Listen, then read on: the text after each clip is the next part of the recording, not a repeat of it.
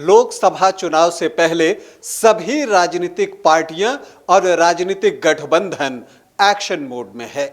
एक तरफ एक गठबंधन बन रहा है जो बीजेपी और नरेंद्र मोदी को सत्ता से हटाना चाहता है, तो दूसरी तरफ सत्ता पक्ष यानी कि बीजेपी ने एनडीए को फिर से जोड़ने की एक कवायद शुरू कर दी है और आप कह सकते हैं कि एक नया और एक्सपैंडेड एनडीए बनाने की कोशिश भी जारी हो गई है।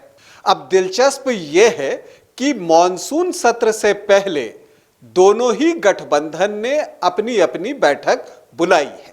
विपक्षी एकता मुहिम के लिए जहां 17 और 18 जुलाई को बेंगलुरु में विपक्षी दल एक साथ जुटेंगे, जो कि बीजेपी और नरेंद्र मोदी को सत्ता से बेदखल करना चाहते हैं, तो वहीं बीजेपी ने 18 जुलाई को एनडीए दलों की बैठक बुलाई है।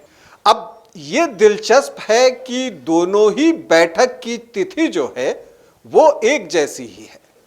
विपक्षी दल 17 और 18 जुलाई को बेंगलुरु में जुटेंगे, तो 18 जुलाई को एनडीए की बैठक होगी। तो यह बहुत ही दिलचस्प स्थिति पैदा करता है और क्यों इसी एक तिथि के आसपास जो है वो बैठक बुलाई गई है, इस पर आज बातचीत करूंगा और इन बैठकों का क्या असर हो सकता है और क्या संदेश देना चाहता है दोनों ही गठबंधन, इस पर भी बात करूंगा। लेकिन पहले बता दूं कि आप देख रहे हैं न्यूज बाइस्कोप और मैं हूं राकेश रंजन। संसद का मॉनसून सत्र 20 जुलाई से शुरू हो रहा है और उसके 2 दिन पहले 2 महत्वपूर्ण बैठक होने जा रही है। विपक्षी दलों का जो एका का संदेश है और जो विपक्षी एकता की मीटिंग है वो बेंगलुरु में होने वाली है, तो वहीं दूसरी तरफ एनडीए की बैठक दिल्ली में 18 जुलाई को होने वाली है। तो आप कह सकते हैं कि यह मुकाबला जो है बड़ा ही दिलचस्प होने जा रहा है और इसे आप इस तरह से देख सकते हैं कि एक तरफ विपक्षी एकता मुहिम वर्सेस एनडीए की जो एक जोड़ने की नीति है, उसके बीच ये मुकाबला है। इसके अलावा दोनों तरफ से जो ये बैठक हो रही है उससे क्या संदेश देने का प्रयास किया जा रहा है। देखिए, जब दोनों ही गठबंधन एक तरफ विपक्षी एकता 17-18 जुलाई और एनडीए 18 जुलाई को बैठक करेगी, तो ये संदेश देने की कोशिश होगी कि किस पक्ष में कितने ज्यादा दल हैं और इसकी कोशिश भी जो है वो शुरू हो गई है। जहां विपक्षी एकता मुहिम में और दलों को जोड़ने की कवायद के रूप में 7 नई पार्टियों को इस बैठक में आमंत्रित किया गया है, तो दूसरी तरफ एनडीए का भी ये प्रयास है कि 1998 में जो एनडीए का स्वरूप था उसे हासिल किया जाए और बल्कि उसमें दलों की संख्या और बढ़ाई जाए। तो ये प्रयास हो रहा है और आप देखेंगे कि जो विपक्षी एकता की मुहिम के लिए जो नए दलों को आमंत्रित किया गया है उसमें अगर हम बात करें तो एमडीएमके है, केडीएमके है, वीसीके है, इसके अलावा आरसीपी है, फॉरवर्ड ब्लॉक है और इंडियन यूनियन मुस्लिम लीग है। यह भी गौर करने की बात है। और इसके अलावा केरला कांग्रेस है जिसे कि आमंत्रित किया गया है विपक्षी एकता की बैठक में। तो ये नए दल जो है वो विपक्षी एकता की मुहिम में शामिल होने जा रहे हैं। तो दूसरी तरफ जो बीजेपी का प्रयास है, जो एनडीए की बैठक बुलाई गई है, उसमें भी जो है ये कोशिश हो रही है कि जो साथी छूट गए हैं उन्हें फिर से जोड़ा जाए। और इसी कड़ी में चिराग पासवान से बातचीत हुई है और आपने देखा होगा कि नित्यानंद राय ने उनसे मुलाकात की थी और खबरें ये आ रही हैं कि चिराग पासवान एनडीए की बैठक में शामिल हो सकते हैं।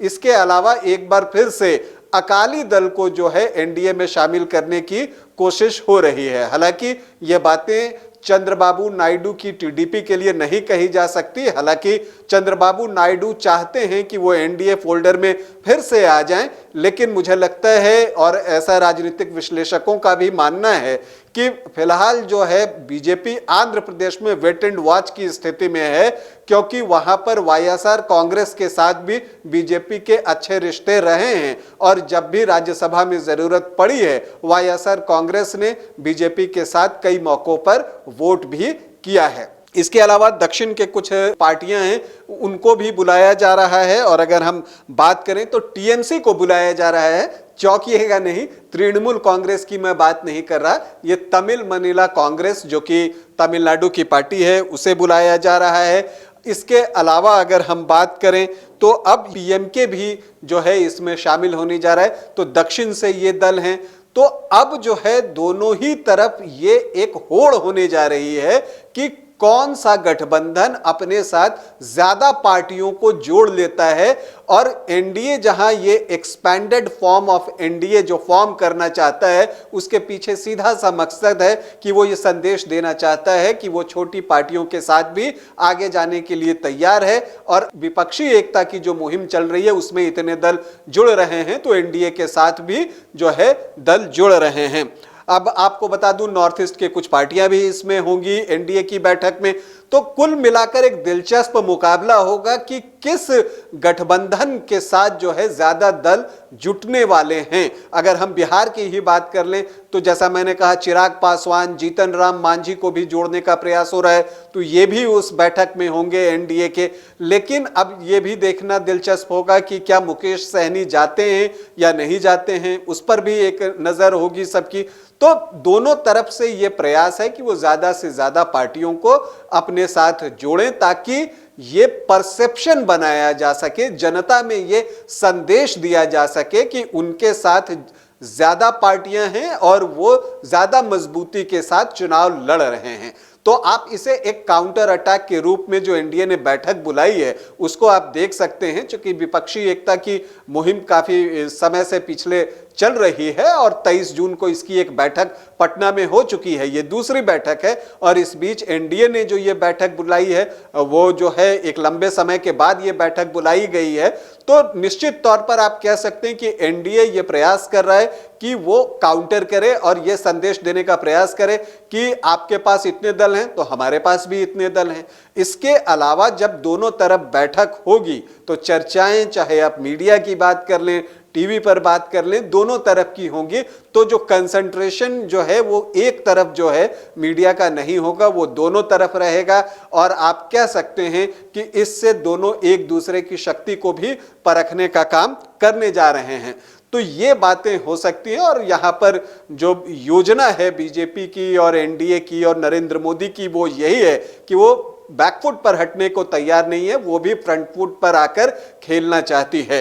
हालांकि विपक्षी एकता मुहिम को लेकर कई सवाल भी उठाए जा रहे हैं। अभी भी आम आदमी पार्टी और कांग्रेस के बीच जो मतांतर है उसका समाधान नहीं निकल पाया है। हालांकि कांग्रेस ने आम आदमी पार्टी को बुलाया है, लेकिन इसके बावजूद जो है वो जो एक दोनों के बीच तलखी है वो अभी तक दूर नहीं हो सकी है। अब देखना है कि आम आदमी पार्टी विपक्षी एकता की जो मुहिम के लिए जो बैठक होनी है बेंगलुरु में, उसमें शामिल होती है या नहीं। लेकिन जो भी हो, मुकाबला बहुत दिलचस्प होने जा रहा है और एक राजनीतिक जो आप गहमा गहमी कहते हैं वो आपको देखने को मिलने जा रहा है। 17-18 जुलाई को बैठकें होंगी, नेता सामने आएंगे, नए नए बयान आएंगे, नए दोस्त बनेंगे, पुराने दोस्त छूटेंगे। तो इन सारी चीजों की कहानी जो है वो शुरुआत उसकी हो चुकी है, क्योंकि कुछ ही महीनों के बाद लोकसभा का चुनाव होने वाला है, 7-8 महीने के बाद। तो उसकी तैयारी में दोनों खेमा जो है वो पूरी तरह से लग गया है। तो जो कुछ भी होता रहेगा वो हम आपको बताते रहेंगे। अभी आपसे अनुमति चाहेंगे, इजाजत दें, नमस्कार।